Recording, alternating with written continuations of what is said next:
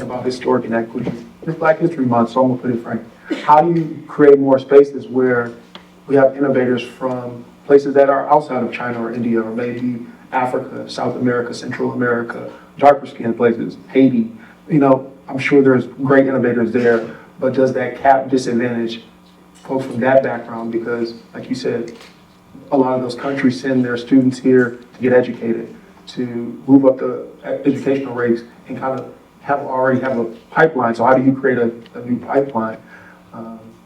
So my real question is, how do we create a pipeline for people from the African diaspora to benefit off this? From an American standpoint, is a lack of African companies that have that capitalization and that capex need to employ or to be outside of their continent.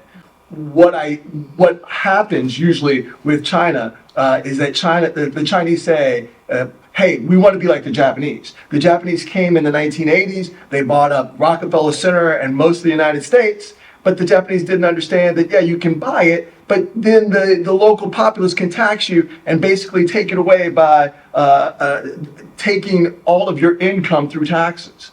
But the Chinese were smart enough to say, okay, we don't want to be like the Japanese that way. We want to take technology, take it back to China, and because we're increasing our, and moving from a worker class to an industrial class, we want to grow that industrial base and then make enough for our consumers in China so that we don't need the West. We don't need America. We don't need the UK. So I would hope that from an African standpoint, African businesses that are in the future see that and learn that the whole idea is not to take your wealth and go to Switzerland or whatever and hide your billions of dollars, but to really impact the growth of your populace. And that in turn creates an engine that generates increasing and ever increasing wealth. I would like to say that with regards to the H-1B cap, they don't specify exactly where you're from. They don't look at your demographic. It's completely random. It's a random lottery. So what I would like to encourage a lot of Black companies is to continue to sponsor foreign nationals from these African countries. They come here and they do quite frankly major and they participate in U.S. master's and PhD programs in these mechanical engineering, in the science realm as well. Look into possibly sponsoring a foreign national from one of the African countries for an H-1B visa, although there is the cap, to keep trying.